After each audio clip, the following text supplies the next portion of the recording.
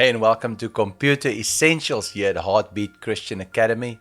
And if you've been studying with us, we are already at lesson 15, which talks about application software. So today is going to be a good one.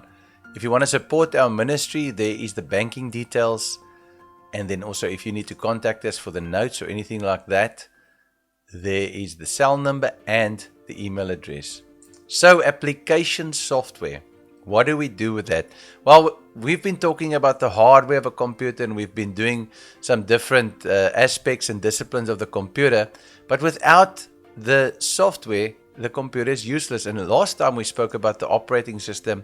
If you can recall, we have been speaking about software in section 4, and we spoke about the operating system, which deals with your different Windows operating systems. And today we are going to be talking about application software. And I also want to show you some stuff on the application software, some various things that I think will be handy for you to know. I'm not sure what your level is, but this course has been designed here at Heartbeat Christian Academy to assist users to just bridge the digital gap so that we can get to a point where we actually know what is happening on computers, how to use computers, and we have less fear for computers. So this is a nice course, a nice overview course, but we do have finer detailed courses drilling down into the different aspects of IT.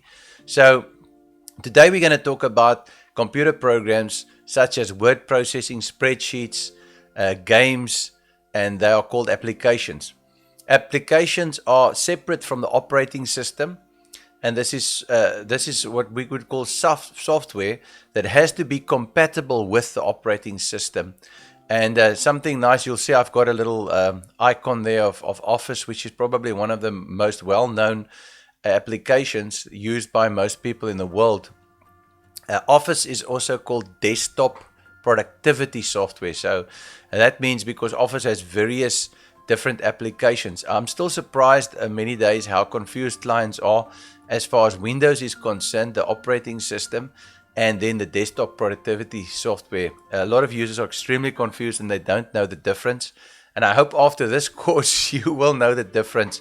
When you buy the Office suite, you get certain applications in that suite. And those applications, I've got little icons on them there, but I'm going to show you how they work. Basically, some of them I'll show you. I won't show you all of them because we don't have time in this course, and we do have courses dealing with them individually. But if you look at the little W icon there, you're looking at Word, which is your word processor. That's something that you use to do documents and much more. I mean, these days Word has a lot of different templates that you can choose, even from the Microsoft Online portal. The Excel one you use more for your tables and calculations, and then you've got PowerPoint, which you use for your presentations. The little O one there is for Outlook, Microsoft Outlook, which is known as a mail client. It's an application that actually downloads email to your local machine. So if you, for instance, have email, you have got an email address at Google, at Yahoo, or you might have an email address at your own domain name, so your company name, and you have access to that email on the web, so you use a web browser to actually access it, putting in the username and the password. This type of application allows you to actually download the mail to your local computer, which is very nice because then you have your received mail locally without even being connected to the internet, and you've got your sent items. You can also put in mail stationaries and calendars and all sorts of stuff. But we've got a specific course for that. So let's not go too deep there. But I just wanted to mention to you that is the Outlook. And then we've got Access, which is a database application. Say, for instance, you wanted a database of everybody with their birthdays, or maybe you have another reason like memberships. You can build a database. And then you can create fields in that database, and you can call up the data as you want. And in a lot of instance, programmers, we're going to be talking about software that you develop in the next section, but programmers can then build a front end to that database. So all the data can lie in the database, and they can build a front end. So what you see is a one pager where you click on a form, you type it in, and it actually puts that data at the back end in that database.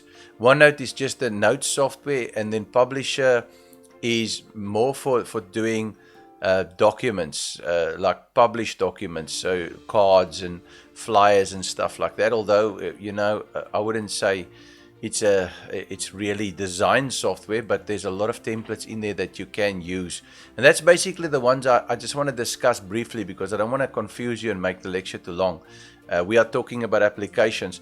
Just go to the next slide. I've just got a few of them open here, and I just wanted to show you that. But I also want to physically actually show you that on the screen this side. So I'm going to just change the screens quickly and just show you a few of them so that you can see them actually. So if we open Word, for instance, here, this is what Word looks like. That's just your word processing software, and you can type in Word. There's a lot of things you can do in Word, but that is what a word processing software looks like.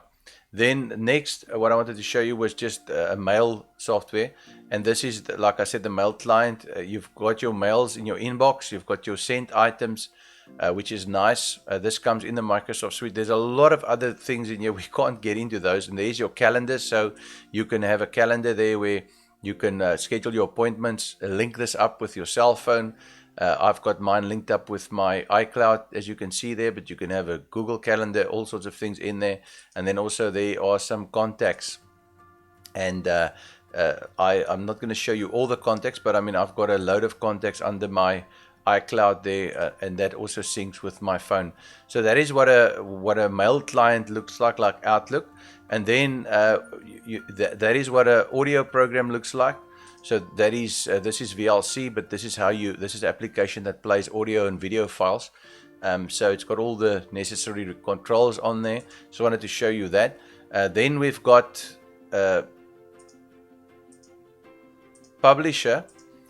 PowerPoint. That you can actually design different slides for presentations on a data projector, those sort of things. Then we've got Excel, where, like I said to you, if you, for instance, type in 1, 2, 3, okay, and you are working with numbers and you add them all up. Okay, so that's 1 to 14 there. I've got numbers, and I just go and auto add those. It adds it at a jiffy. I can build columns there, rows, and I can do different designs. I mean, there's huge, but this is Excel. Many of you know the application. Then also what we cover is Corel Draw, where you can design basic designs. So I mean, you can design all sorts of things in Corel Draw by just opening existing files. You can just open a new file, and you can design your flyers, you can design your signage. It's very easy to use for me, and you can design, but this is what a lot of the printing companies use when it comes to desktop publishing, and also design work, and also your signage and books, layouts, all sorts of things. Then you've got what is known as a software that you use to browse the internet with. This is, for instance, this is Google Chrome. So you get various web browsers. You get Google Chrome, you get Internet Explorer. Part of Microsoft at this stage is Edge. If I open it now, I'm not connected to the internet, but you can search different things. As you can see, it's not my default browser, but it's software that you use to browse the internet. You've got a lot of them. There's a lot of options. When you have Windows 10, you will have Edge normally, and also Explorer. I don't know for how long more, but Internet Explorer was the older one. Edge is Microsoft's new browser, and then Chrome is Google's own browser. And then with Google, there's a lot of apps as well that they add. So you can have Google Docs and all sorts of stuff, bit of cloud storage.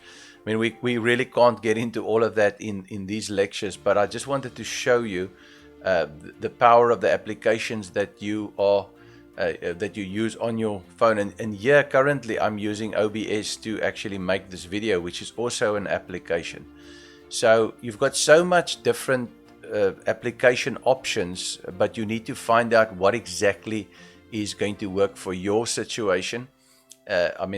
We all have different needs, and we all use our computers for different things, so we don't use it for the same. So you need to find out under the ICDL curriculum, they just list sort of word processor, spreadsheet, database, presentation, which is your Microsoft Publisher, which is your desktop publishing. Then your, like I said, your Microsoft Internet Explorer and Edge, your web browsing software of applications, then your email client, which is Microsoft Outlook, and then route planning. This is still under ICDL's curriculum, but I think these days most people use Google Maps, which is part of the Google Suite, and then CorelDRAW, which I showed you then, then payroll applications, point of sale applications. Literally, the sky's the limit. There's so many different applications. And the thing is, you need to decide what you're going to use and how to buy them. There's different payment options. A lot of the companies are now moving towards an annual subscription where you are paying annually or monthly for your software. In the past, you used to buy the software at a premium price, but now, like for instance, with Office 365 is one of the Microsoft Office you can actually you can actually buy it yearly or monthly. You can pay for your Office, but obviously that means you're paying over and over again. But they've made that more cost effective so that people don't have to lay out a lot of cash at once, and they can pay that. So these are the applications. Also in the curriculum, we just have a little explanation about them. What you need to know what a word processor is. You need to know what a spreadsheet is. You need to know what a database application is, a desktop publishing application like Publisher. You need to know what a presentation application is, like PowerPoint, and you also need to know what web browsers are. Web browsers utilize search engines on the internet, so search engines are basically designed by different companies. Like Google has their own search engine, one of the most popular search engines in the world, and the web browser will actually utilize that to search the internet and then download the information from there onwards. So this isn't a difficult lecture, and it's not a long one, but once we start drilling into the different applications, that's where you really start spending time getting to know your application. The nice things these days is that if there's something specifically that you want to do on your computer, you can possibly find some information on the applications on YouTube. A lot of the applications used to be sold on disk. You had to go and buy them at a store. Most of the applications are now downloadable. Also, Windows has its own store where you can actually get applications from. And then there's a lot of third-party programmers writing applications that are all over the internet for different applications. So depending on what you need, you might need audio recording software. You get an application called Audacity, which is free, and you can actually record audio and edit it and do limited but still audio editing with that at no cost. OBS, which I use, Open Broadcaster Software, which I use to record my training, is also free, and it has actually quite a nice features, and it also allows me to do my recordings live and not actually edit them later. With a video editor, it just takes a lot of time to do the editing. So for me, I record them and then I don't have to edit them. I leave them with the little mistakes in. I don't think it's bad. My heart is to train people and to go through the curriculum, and we do that even though we don't do it perfectly. As you've noticed, it's still a blessing for me to be able to do that and to post it, because to edit those videos, to put transitions in, to put titles in, to put background audio in, to edit out all the blobs and maybe re-record, it can take hours. So that means I would really be training for years, where now, I can do in days now what would normally take me years. So those are the applications, and when it comes to more sophisticated applications, more specialized applications, like we've dealt in our business with salon software specifically for hair salons, that's got scheduling of appointments in there. It's got specific creates products for salon. We've dealt with restaurant software that operates with touch screens and that has specific applications that only work in restaurants, like, for instance, recipes. And it will actually take a hamburger bun, it will take a patty, take a piece of tomato, and take a piece of cheese, and then it will actually manufacture a hamburger, the software, and then it will remove those items from your stock so that you still have stock control. That's for restaurant. You can design table layouts, load waiters, and then have multiple touch screens across the premises. That's all the power of applications. And there's so much more. I mean, if you look at your security software, we will be talking about that, your antivirus, the difference between sort of antivirus and where you also have like protection on your mailboxes, where there's mail scanning, where you also have additional firewall, where you even have parental protection, where parents can actually set up parameters for their children so that they can be safe on the internet. There's so much we can share as far as applications are concerned. You've got text-to-speech software, speech-to-text software, and then I'm not even talking about what's available on your smartphones. Both your premium smartphones or your mainstream smartphones, your Android phones have normally the Play Store, which has all the applications developed by different people. We'll talk about that, I suppose, a bit more in the next lecture.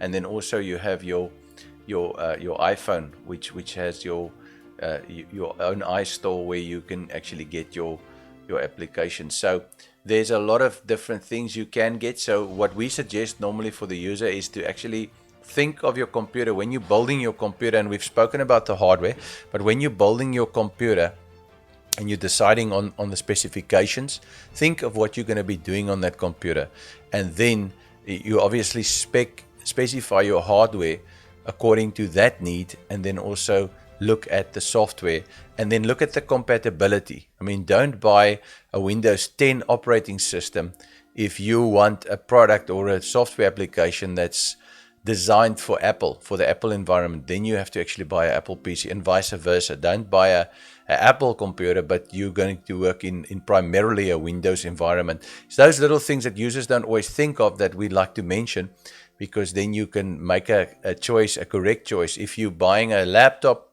and you're going to be using CorelDRAW and other applications, then you also need to look at the requirements. Most of your software vendors and your programmers, they will put a list up of requirements, and they will say, this program requires a CPU of this strength, random access memory of that strength, it requires so much hard disk space, and it recommends a graphics card, and it will sometimes even give you the graphics card specifications. Some of the applications that we've worked with in the past actually want multi-core CPUs, and if it doesn't have that, then the applications actually don't work. And especially with your video editing apps, there you need to be extremely careful, because if you buy a video editing app, you must make sure that your computer is up to standard as far as the requirements are concerned. So I hope this has sort of given you a bit more, obviously, than the ICDL requires.